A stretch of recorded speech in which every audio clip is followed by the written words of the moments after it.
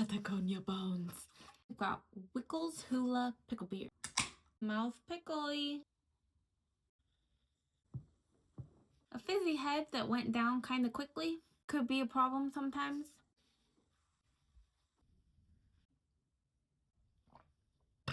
I taste the jalapeno there at the end. It's a bit sharp at the top of the roof of my mouth.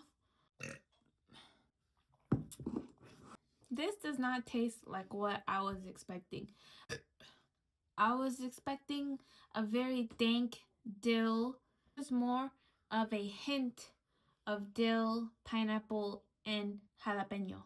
It's not overly saturated. Aftertaste with the burps are very flavorful. I am enjoying it. If I were to rate this a 7.5 out of 10. Hope this helps. Bye.